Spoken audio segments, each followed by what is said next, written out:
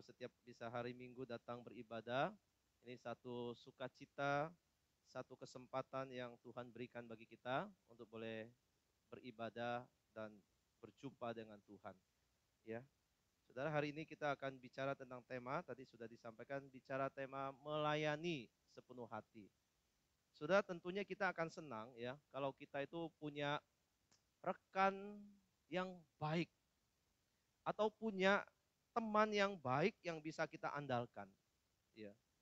Jika saudara punya asisten rumah tangga di rumah, ya, kita ingin yang tentu ingin yang sungguh-sungguh bisa bekerja dengan baik, bekerja dengan serius dan setia di situ bekerja, bukan? Kalau saudara punya karyawan sebagai seorang pemilik usaha, saudara pasti tentu ingin karyawan yang betul-betul bisa dipercaya, jujur, yang setia mengabdi bekerja dengan baik. Entah saudara sedang ada di kantor, dia kerja dengan baik, atau saudara sedang meninggalkan kantor, dia tetap bisa kerja dengan baik, kerja dengan benar. Dia bisa dipercaya, dengan kata lain begitu. Sungguh menyenangkan saudara ya. Kalau kita memiliki orang-orang yang hebat seperti itu di sekitar kita, di sekeliling kita, ini kan satu berkat yang besar bagi kita, bukan? Ya. Nah, kita bisa percayakan kepada dia tugas-tugas yang dari yang kecil maupun sampai yang besar, ya, yang bisa menggantikan kita waktu kita nggak ada atau kita lagi absen atau kita lagi berhalangan. Dia bisa dipercaya. Wah, saudara, kalau saya sih sangat senang dengan orang-orang seperti ini. Ya, saya hari ini nggak bisa di youth karena saya khotbah di sini, tapi saya punya rekan-rekan pelayanan yang baik, anak muda di bawah, mereka bisa mengkoordinir pelayanan dengan baik. Saya juga tenang, saudara, karena mereka bisa dipercaya untuk melakukan bagian yang saya nggak bisa kerjakan sekarang di bawah ini. Nah, saudara, memiliki orang-orang seperti itu sungguh luar biasa dan bagi saya itu satu berkat ya yang besar. Nah, di dalam kehidupan bergereja yang lebih luas seperti ini, saudara, kita juga senang ya apabila waktu kita sedang kesulitan, sedang kesusahan, ada rekan, ada saudara seiman yang bisa kita andalkan waktu kita membutuhkan. Yang waktu kita nggak bisa pelayanan karena kita berhalangan, ada yang bisa support kita untuk melayani dan mengambil posisi itu. Atau menggantikan kita. Wah, itu sungguh luar biasa, saudara. Ya, pekerjaan besar, pekerjaan yang sulit, pekerjaan yang buat kita itu kita nggak bisa kerjakan, tapi kalau punya rekan, saudara seiman yang sehati, yang sepikir, saudara, pekerjaan akan menjadi lebih ringan. Pekerjaan di gereja ini bukan kecil, ada besar, ada begitu banyak aspek. Tapi kalau punya rekan yang sehati sepikir, bisa diandalkan, pekerjaan itu bisa menjadi ringan dan berjalan dengan baik. Kita merindukan, menginginkan orang-orang seperti ini ada di sekitar kita, bukan? Yang bisa mendukung kita. Cuma pertanyaannya begini kadang-kadang, kita menginginkan orang itu bisa diandalkan buat kita, tapi kadang kita lupa bertanya, apakah kita sudah bisa menjadi orang yang bisa diandalkan untuk orang lain? Yang sebaliknya. Apakah kita bisa menjadi orang yang orang lain percaya? Apakah kita bisa menjadi orang yang sehati sepikir dengan rekan kita? Kita kadang menuntut orang yang bisa sehati sepikir, menuntut orang yang bisa mengerti kita, bisa kita andalkan. Tapi kita harus tanya pada diri kita, apakah saya bisa diandalkan waktu dia membutuhkan? Apakah saya bisa dipercaya waktu dia membutuhkan kepercayaan itu? Apakah saya itu bisa sehati sepikir dengan dia? Bukan hanya dia yang mengerti pikiran saya, tapi saya mengerti isi hatinya, mengerti pikirannya juga. Saudara, kalau kita gereja punya orang-orang seperti ini yang saling sehati sepikir, maka saya kira gereja Tuhan akan menjadi gereja yang bisa bersaksi luar biasa. Saudara yang melakukan ini, menjadi orang yang bisa dipercaya, diandalkan, saudara akan menjadi berkat bagi orang yang ada di sebelah saudara. Saudara akan bisa menjadi andalan orang yang duduk di sebelah saudara. Saudara, itulah yang dialami oleh seorang yang namanya Paulus. Kehadiran orang di sekitarnya itu bisa menjadi berkat di dalam pelayanannya. Paulus itu ada banyak keterbatasan waktu dia di penjara. Dia nggak bisa keluar melayani. Dia nggak bisa pergi mengunjungi jemaatnya. Karena dia di penjara. Sulit sekali bagi dia untuk bisa bergerak. Bahkan dia menderita di sana. Tetapi saudara, jemaat Tuhan tetap tidak terlantar. Pekerjaan Tuhan tetap tidak terbengkalai. Kenapa saudara? Karena memang ada orang-orang yang dia percaya dan dia bisa andalkan menggantikan posisi dia. Itu dia saudara. Ya.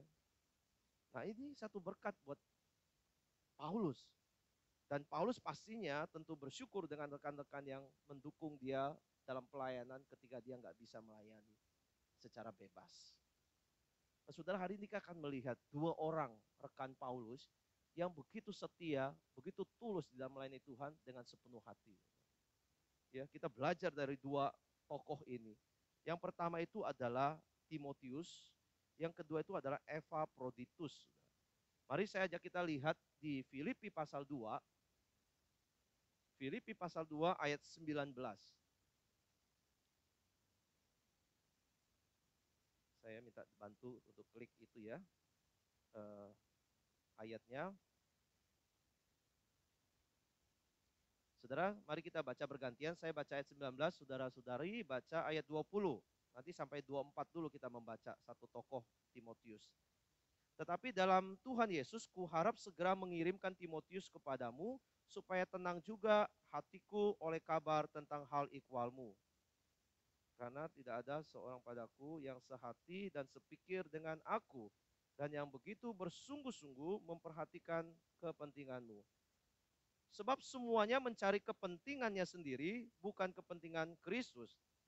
Kamu tahu bahwa kesetiaannya telah teruji, dan bahwa ia telah menolong aku dalam pelayanan Injil, sama seperti seorang anak menolong bapaknya. Dialah yang kuharap untuk kukirimkan dengan segera, sesudah jelas bagiku bagaimana jalannya perkaraku. Tetapi dalam Tuhan aku percaya bahwa aku sendiri pun akan segera datang. Saudara, dari ayat ini kita akan mendapatkan sekilas gambaran tentang Timotius, seorang pelayan yang luar biasa. Kita tahu Timotius itu seorang yang masih muda. Di bagian ayat kitab yang lain, dia seorang yang masih sangat muda. Tetapi dalam kemudaannya, pelayanannya itu punya kualitas, kualifikasi pelayanan yang gak bisa dibandingkan dengan orang lain. Gak ada duanya bagi Paulus. Ya. Jadi kita lihat saudara, seorang yang muda tetap bisa melayani Tuhan dengan begitu setia dan sungguh-sungguh hati. Jadi pelayanan gak bisa diukur dari usia seseorang. Jangan meremehkan juga yang muda, ya, karena dia muda saudara, tapi dia bisa menunjukkan pelayanan yang luar biasa saudara. Tapi bagi yang sudah berusia juga saudara, juga bukan berarti saudara bisa karena sudah tua nggak bisa melayani sepenuh hati. Tidak saudara. Pelayanan tidak bisa diukur dari usia saudara muda atau tua. Saudara tetap bisa melayani dengan segenap hati dan sepenuh hati. Karena yang paling penting di mata Tuhan itu adalah hati saudara, bukan soal usianya. Tapi hati saudara di dalam melayani Tuhan apakah sepenuh hati atau tidak, saudara. Ya, saudara, seorang yang baru juga di dalam pelayanan tidak boleh diremehkan, saudara. Karena dia pun sebenarnya bisa melayani Tuhan dengan sepenuh hati. Ya, mungkin kadang kita lihat, ya karena masih baru ya, mungkin kurang pengalaman, ada kekurangan sana sini, ada ketidakpuasan tanda kutip. Tapi kalau dia sesungguh hati sudah melakukannya itu yang dilihat Tuhan.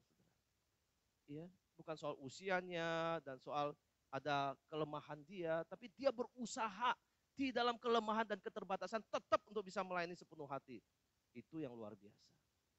Jadi jangan berkata saya sudah terlalu tua untuk melayani Tuhan. Tidak, saudara. Atau saya terlalu muda untuk melakukan itu. Orang lain lebih berpengalaman, silakan itu. Tidak, saudara. Seorang muda seperti Timotius ini tetap menunjukkan satu kualifikasi pelayanan yang luar biasa. Ya. Jadi mari yang muda mau yang tua sama-sama boleh menjadi orang yang bisa melayani Tuhan dan diandalkan oleh Tuhan. Diandalkan di dalam tengah-tengah jemaat Tuhan. Saudara, Paulus itu di dalam pelayanannya berkeliling-keliling, dia banyak bertemu dengan orang yang baik yang sudah tua maupun yang masih muda, rekan kerjanya juga ada yang tua, ada yang muda, ya. Tapi dia mengatakan tidak ada seorang pun yang seperti Timotius.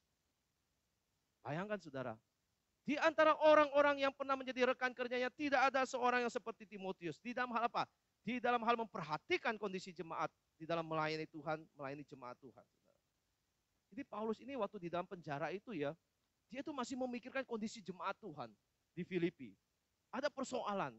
Ya, setiap jemaat pasti punya persoalan, termasuk di GKK juga di tengah-tengah jemaat ada persoalan, Saudara. Tidak ada gereja yang tanpa persoalan. Jadi ada persoalan di tengah-tengah jemaat Filipi, dan Paulus waktu di dalam penjara dia hanya kepikir satu orang yang bisa dia andalkan. Ya, untuk dia kirim, ya, bukan hanya satu, dua kalau di sini nanti kita lihat. Jadi yang dia kepikir pertama-tama adalah mengutus Timotius ke sana. Orang yang mengerti hati Paulus, yang punya pikiran yang sama dengan Paulus, yang dikatakan di sini, sehati sepikir dengan aku. Dan yang begitu sungguh-sungguh memperhatikan kepentinganmu. Jadi ini orang yang betul-betul punya hati untuk pelayanan, untuk melihat jemaat Tuhan, untuk melayani di tengah-tengah jemaat Tuhan. Dan Paulus berharap Timotius bisa memberikan kontribusi di tengah-tengah jemaat Filipi ketika dia diutus ke sana. Sudah, salah satu persoalan jemaat Filipi itu adalah mementingkan diri sendiri. Mementingkan diri sendiri. Ya, di ayat 21, Saudara kalau lihat, ya, saya balik ke slide ini, sebab semuanya mencari kepentingannya sendiri, bukan kepentingan Kristus Yesus. Dia tulis ini kepada jemaat Filipi. Semua mencari kepentingan sendiri, bukan kepentingan Kristus. Berkali-kali dia menasehatkan supaya jemaat Tuhan itu jangan hanya memperhatikan kepentingan diri sendiri.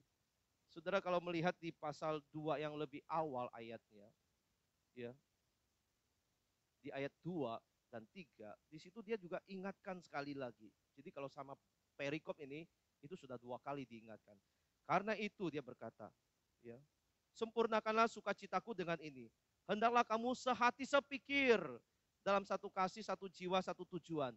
Dengan tidak mencari kepentingan sendiri atau puji-pujian yang sia-sia. Sebaliknya, ayat berikutnya. Ya, sebaliknya hendaklah dengan rendah hati yang seorang menganggap yang lain lebih utama dari dirinya sendiri. Dia katakan di sini sekali lagi, jemaat Tuhan itu tidak seharusnya lebih mementingkan kepentingan sendiri, mencari kepentingan sendiri, tapi hendaklah menganggap yang lain lebih utama dari dirinya sendiri. Sudah, persoalan egois seseorang, ego itu persoalan semua orang. Ya, orang yang sudah lama ikut Tuhan ataupun yang baru lama ikut Tuhan, ego ini tetap masih ada. Mementingkan kepentingan sendiri. Ini persoalan banyak orang dan juga persoalan di tengah-tengah jemaat Tuhan. Tuhan sering menegur umat Tuhan karena keegoisan, hanya mementingkan diri sendiri. Saudara bisa lihat di perjanjian lama Tuhan sudah tegur. Ya, di Hagai misalnya. Hagai 1 ayat 9 dikatakan, kamu mengharapkan banyak, tetapi hasilnya sedikit. Dan ketika kamu membawanya ke rumah aku, kata Tuhan, aku menghembuskannya. Oleh karena apa? Demikian firman Tuhan semesta alam. Oleh karena kamu rumahku, rumah Tuhan, tetap menjadi reruntuhan. Sedang kamu masing-masing sibuk dengan urusan rumahnya sendiri. Ini gambaran umat Tuhan. Sibuk dengan rumahnya sendiri, urusannya sendiri. Tetapi rumah Tuhan itu menjadi reruntuhan. Berantakan rumah Tuhan. Tidak ada yang ngurus. Tidak ada yang membangun di sana. Karena semua hanya taunya dirinya sendiri dan dirinya sendiri. Saudara, orang yang sibuk mementingkan diri sendiri udah pasti pekerjaan Tuhan akan terabaikan. Rumah Tuhan pasti akan terbengkalai. Pekerjaan Tuhan tidak dikerjakan karena semuanya mencari kepentingan sendiri. Orang yang bercabang hati ya karena mementingkan diri sendiri, mengabaikan firman Tuhan, hatinya ada pada yang lain, kepentingannya sendiri, tidak mungkin bisa melayani Tuhan dengan sepenuh hati. Tetapi Timotius dicatat sangat berbeda. Timotius dikatakan dia tidak mencari kepentingannya sendiri. Dia tidak pikir untuk dirinya, tapi dia pikir kepentingan jemaat dan kehendak Kristus. Ini tanda orang yang seorang hamba yang betul-betul melayani sepenuh hati. Kita sering dengan kata hati seorang hamba. Nah, ini hati seorang hamba. Hatinya seperti Kristus yang menghamba di dunia ini. Hatinya seperti hati Kristus yang hanya melakukan apa yang menjadi kehendak Bapaknya, bukan kehendak dirinya. Ya, orang-orang yang menghamba seperti ini adalah orang-orang yang sangat terpuji, sangat terhormat dan terpandang di mata Tuhan. Maka di mata Paulus, Timotius ini dapat pujian luar biasa. Dia tidak segan-segan memuji Timotius ya. Kesetiaannya di dalam pelayanan, membantu Paulus dalam pelayanan Injil itu sudah sangat terbukti. Ini seperti dikatakan ya, seperti seorang anak yang menolong bapaknya di dalam pelayanan. Ya. Saudara, kapan seorang anak itu, ya kalau seorang anak, saudara punya anak, kapan seorang anak itu yang hatinya teruji setia, mengasihi orang tua, teruji setia, melayani orang tua. Kapan saudara? Bukan saat orang tua masih mampu, masih sehat, masih kuat, saudara. Itu mah gampang di dalam posisi itu melayani orang tua, mengasihi orang tua yang sehat, yang masih energik. Itu gampang, saudara. Tapi coba lihat, bagaimana kalau orang tua itu sudah tidak berdaya, sudah sakit-sakitan, sudah tua, sudah perlu dituntun. Ya, ke gereja perlu didorong seperti kursi roda, pakai kursi roda. Perlu dibawa kalau ke kamar mandi, ya. Perlu digendong mungkin. Ya, waktu dia sudah nggak bisa bangkit. Mungkin bahkan harus dibantu dia untuk buang air, saudara. Di situ bukan ketulusan, kesetiaan seorang anak itu teruji di situ. Bukan waktu yang enak, waktu orang tua masih bisa semuanya. Tapi justru waktu orang tua tidak berdaya, dia bisa mengambil bagian, menolong bapaknya, membantu, melayani di situ. Itu yang Paulus rasakan, saudara. Waktu dia di dalam penjara, dia sudah tidak berdaya untuk melakukan banyak hal dalam pelayanan. Tetapi Timotius itu seperti anak yang membantu bapaknya, yang sudah tidak berdaya ini. Bahkan yang sudah menunggu akan mati. Paulus itu sudah dikatakan darahku tuh sudah hampir tercurah. Waktu kematianku tuh sudah sangat dekat. Dia sudah nggak bisa berbuat banyak, saudara. Karena waktu kematiannya itu dianggap dia akan sebentar lagi dihukum mati di penjara itu. Di waktu yang sulit-sulit seperti itulah, seorang yang bisa mempunyai hati, seorang anak tetap melayani Paulus sebagai seorang bapa rohaninya. Itu teruji di situ. Maka dia bilang kesetiaannya itu sungguh luar biasa. Ya, di ayat 22 tadi ya, bahwa kamu tahu kesetiaannya telah teruji, bahwa ia telah menolong aku dalam pelayanan Injil seperti seorang anak menolong bapaknya. Saudara berbahagialah kalau saudara punya anak ya, waktu saudara sakit, saudara tidak berdaya, dia itu merawat, menjaga. Saudara akan terhibur bukan? Saudara akan merasa anakku ini jadi berkat buatku. Tapi nggak sedikit juga ya orang anak yang waktu orang tuanya sudah nggak berdaya, justru diabaikan sudah.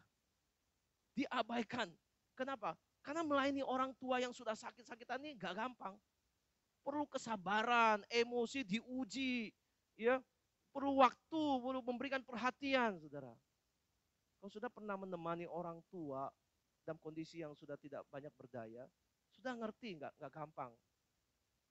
Tapi justru di situ kesetiaan seorang anak itu terbukti dari situ, dari kondisi yang susah itu. Ya, malah kita bersyukur kalau Tuhan memberikan anak yang baik, yang saudara didik dengan baik, untuk nanti juga bisa mengasihi, memperhatikan orang tua.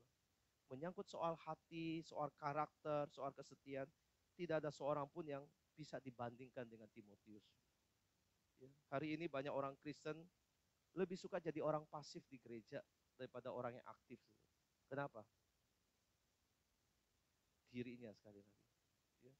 Lebih banyak orang Kristen yang maunya dilayani daripada melayani, bukan? Ya, ini tanda orang yang masih lebih menonjolkan dirinya sendiri daripada orang lain atau pekerjaan Tuhan. Saudara boleh survei di gereja-gereja lain. Semua gereja sudah boleh lihat. Dari semua jumlah yang hadir, ada ribuan kadang-kadang di gereja orang lain. Maka tanya, saudara jangan cuma tanya berapa banyak jumlah jemaat di gereja itu. Tapi coba saudara tanya, berapa banyak orang yang memberi diri melayani di situ. Di dalam gereja. Jangan cuma lihat angka orang yang datang setiap minggu, tapi berapa banyak orang yang memberi diri melayani Tuhan. Berapa persen dari total jemaat yang hadir setiap minggu? Kadang-kadang saya hanya menemukan gereja cuma 5% orang yang mau melayani Tuhan. Kadang-kadang saya menemukan gereja ada yang cuma 10%, ya, dari 2.000 orang, 10%, 200 orang, kelihatannya banyak 200 orang, tapi 10% berapa banyak? 10. Paling mentok juga kadang-kadang cuma 20%. Itu pun kalau nyampe. Artinya apa, saudara? Kalau dari cerminan ini, dari statistik sederhana ini, banyak orang Kristen lebih cenderung pasif di gereja. Tidak mau melayani dan hanya mau dilayani, saudara. Gereja bukannya tidak mendorong mereka untuk melayani. Gereja bukannya tidak memberi motivasi untuk melayani atau mempersiapkan pembinaan supaya mereka melayani. Mungkin gereja juga sudah berbusa-busa, saudara, untuk ngomong, melayani, ayo layani. Sudah dibaptis, ayo pelayanan. Sebenarnya semuanya itu untuk kebaikan kita, untuk bertumbuh di dalam iman. Tapi berapa banyak orang memilih mengeraskan hatinya, menolak untuk mengambil bagian di dalam pelayanan karena memikirkan dirinya sendiri. Ada yang mempunyai banyak alasan, karena saya lagi sibuk, karena saya lagi nggak bisa, ya, karena saya lagi nggak memungkinkan waktunya. Ada banyak, saudara. Tapi itulah pelayanan yang selalu membutuhkan komitmen pelayanan, pengorbanan di situ. Pengorbanan, ya. Saudara, kalau pikirkan pengorbanan Kristus kepada kita, kita sudah merayakan Jumat Agung, merayakan Paskah. Saudara, kalau Tuhan Yesus bergumul waktu di Getsemani itu antara dia mau naik ke kayu salib, menerima cawan itu, atau biarkan cawan itu berlalu.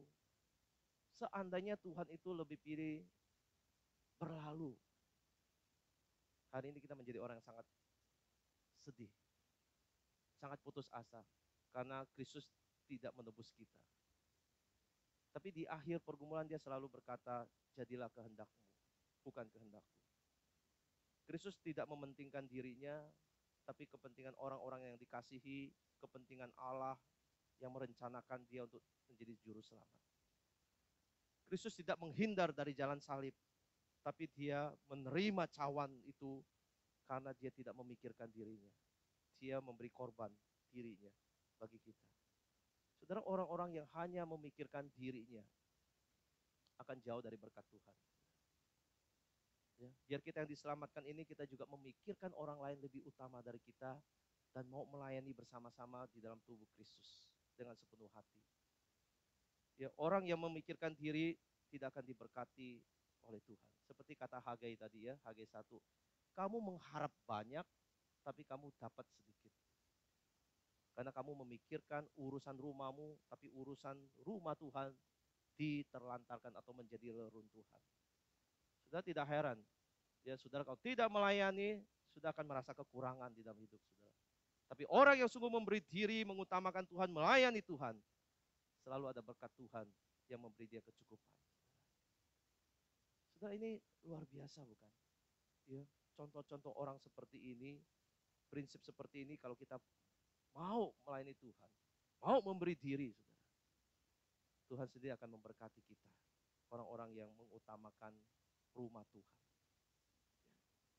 Saudara, hamba Tuhan, saudara pikir kadang-kadang, kita pikir dia memang honornya boleh dikata gak besar, saudara. Tapi hamba Tuhan selalu bisa memberi kesaksian Tuhan itu mencukupkan dia. Dia tidak perlu terlalu banyak, supaya hatinya tidak terpikat harta. Tetapi apa yang dia butuhkan, Tuhan tuh bisa juga cukupkan. Saya lihat ada teman saya hamba Tuhan, dia bingung sekolahin anaknya di mana, mau kuliah kan juga gak murah, saudara. Seorang hamba Tuhan bisa kuliah anaknya itu juga satu mujizat, tanda kutip, ya. Bagaimana bisa bayar kuliah yang ratusan juta? Tapi Tuhan bisa selalu buka jalan. Ya. Kadang-kadang lewat anak itu berprestasi, dapat beasiswa. Itu kan cara Tuhan untuk memberkati. Ya. Atau pengajuan ke kampus tertentu, dapat beasiswa. Sehingga anak hamba Tuhan tetap bisa kuliah. Sudah, orang yang mau memberi diri melayani Tuhan segenap hati, Tuhan akan memberkati dia. Ya. Nah, saudara, tokoh yang lain, teladan pelayanan yang lain, yaitu Epafroditus, saudara. Ya, di ayat yang ke-25 sampai ayat 30, sudah saya bacakan ya.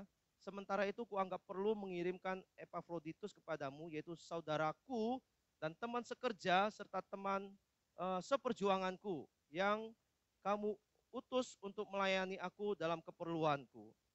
Karena ia sangat rindu, kepada kamu sekalian dan juga susah juga hatinya, sebab kamu mendengar bahwa ia sakit. Memang benar ia sakit dan nyaris mati, tetapi Allah mengasihani dia, bukan hanya dia saja, melainkan aku juga, supaya duka citaku jangan bertambah-tambah. Ayat 28, itulah sebabnya aku lebih cepat mengirimkan dia, supaya bila kamu melihat dia, kamu dapat bersuka cita pula, dan berkurang duka citaku. Jadi sambutlah dia dalam Tuhan dengan segala sukacita dan hormatilah orang-orang seperti itu. Sebab oleh karena pekerjaan Kristus ia nyaris mati dan ia mempertaruhkan nyawanya untuk memenuhi apa yang masih kurang dalam pelayananmu kepadaku. Saudara ini ya. Saudara, Epafroditus ini berasal dari Filipi dia. Dia jemaat di Filipi. Dan dia diutus oleh jemaat melayani Paulus yang ada di penjara sebagai pelayan Paulus. Ya, boleh dikatakan sebagai hambanya Paulus, ya. Sebagai asistennya Paulus di sana. Cuman dia luar biasa, Saudara. Ya. Kan melayani orang di dalam penjara, melayani kebutuhannya juga bukan hal yang mudah, Saudara. Ya. Tapi Epafroditus ini mendampingi Paulus dan melayani keperluannya dengan sungguh-sungguh luar biasa. Padahal dia itu seorang asisten saja. Ya. Tapi kalau ngomong soal hati, hatinya itu seperti melayani Tuhan. Ya. Jadi kalau kita melayani orang lain, kita itu seperti melayani Tuhan juga. Ya. Jadi kalau saudara saling melayani, saudara harus ingat, kita itu bukan hanya melayani sesama kita, tapi kita sedang melayani Tuhan. Nah, Epafroditus punya pemahaman ini.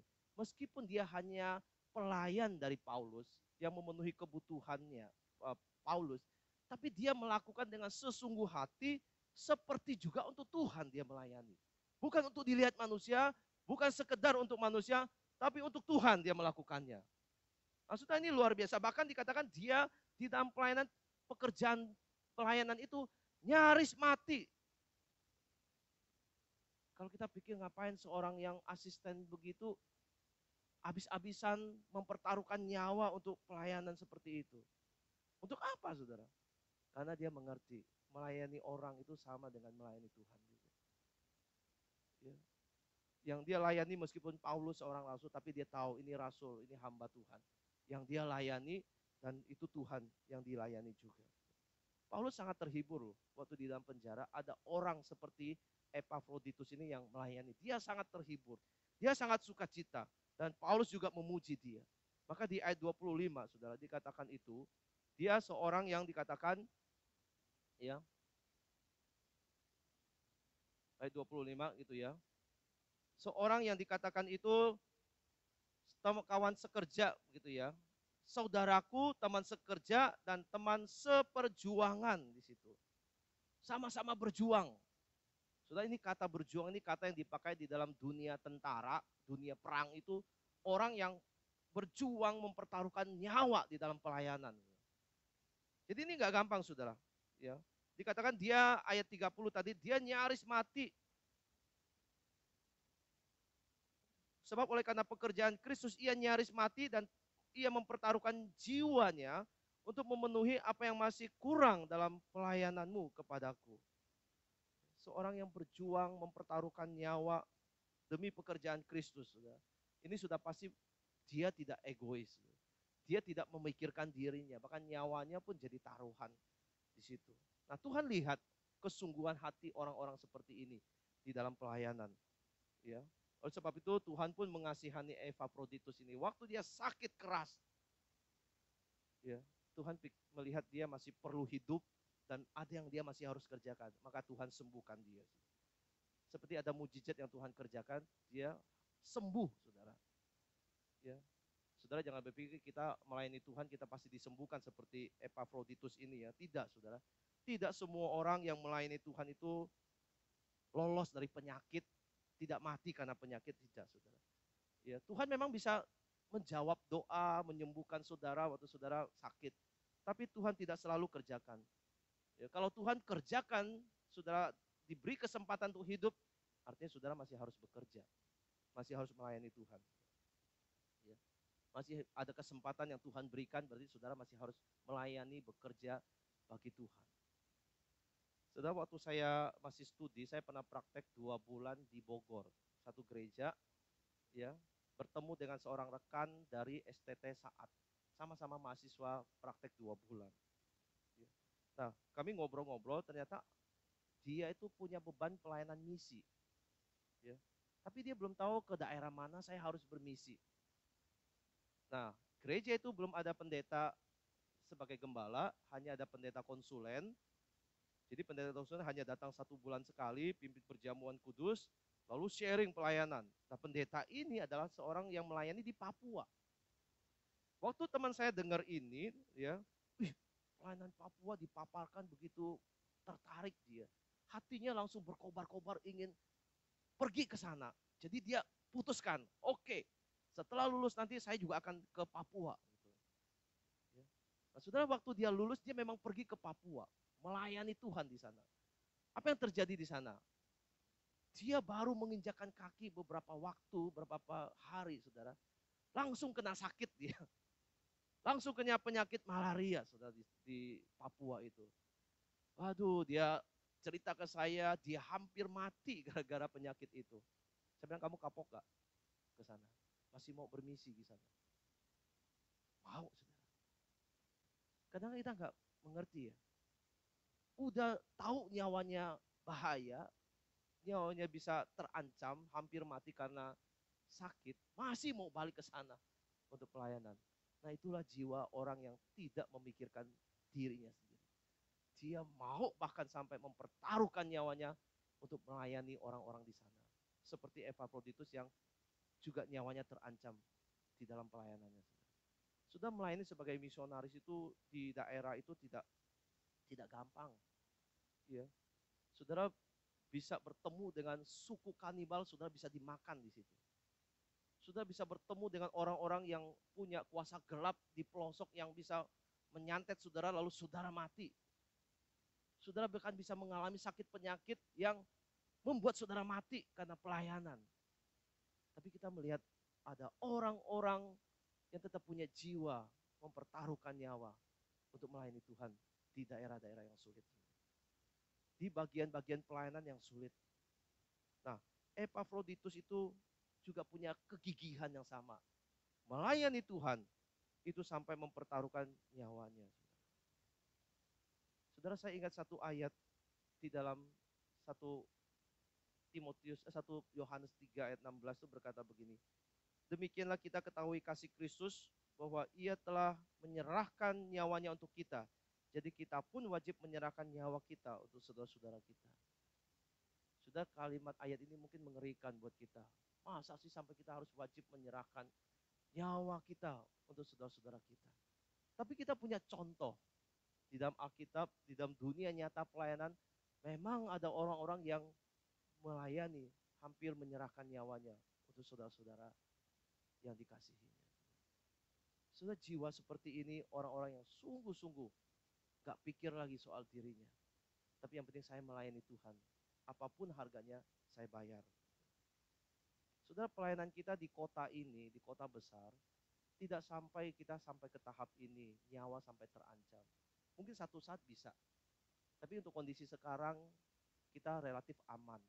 Kita nggak perlu sampai kayak mempertaruhkan nyawa untuk melayani Tuhan, saudara. Yang dibutuhkan hanya pengorbanan, tenaga, waktu, pikiran, perasaan, uang mungkin. Itu aja, saudara. Orang banyak yang gak siap melakukan pengorbanan seperti ini. Belum bicara soal nyawa. Baru bicara soal pengorbanan uang, tenaga, pikiran, waktu. Orang sudah menolak. Sudah, Epafroditus memberikan satu contoh buat kita. Ya. Memikirkan pelayanan, kepentingan umat Tuhan, jemaat Tuhan. nyawa pun tidak dihiraukan. Tapi bukan berarti saudara sengaja cari mati gitu ya di dalam pelayanan. Enggak. Ini anggap orang yang betul-betul memperhatikan jiwa orang lain sampai dirinya sendiri nggak diperhatikan. Ya. Andai kata itu harus terjadi, Tuhan berintervensi menyembuhkan dia juga. Tapi saudara, saya ingin katakan bahwa biar setiap kita punya satu spirit pelayanan yang punya jiwa mau berkorban. Pikul salib, ikut Tuhan. Sangkal diri, ikut Tuhan. Itu yang Tuhan juga kerjakan untuk diri Tuhan sendiri. Sangkal diri, pikul salib, ikut kehendak Tuhan. Sekali lagi, hari ini banyak orang Kristen pasif di gereja, tidak mau berbuat apa-apa. Saudara, kita harus bertobat.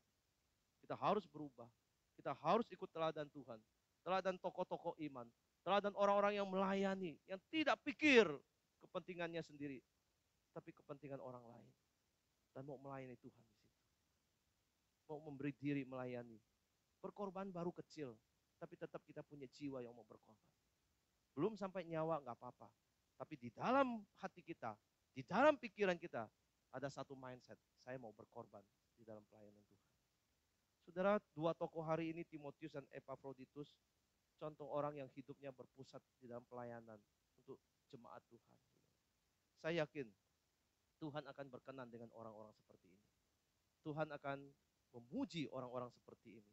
Tuhan akan senang dengan orang-orang, anak-anak Tuhan yang seperti ini. Tuhan akan bangga dengan orang-orang seperti ini, yang mau meneladani Kristus berkorban bagi jemaat Tuhan. Tuhan pasti akan meninggikan orang-orang seperti ini. Ya.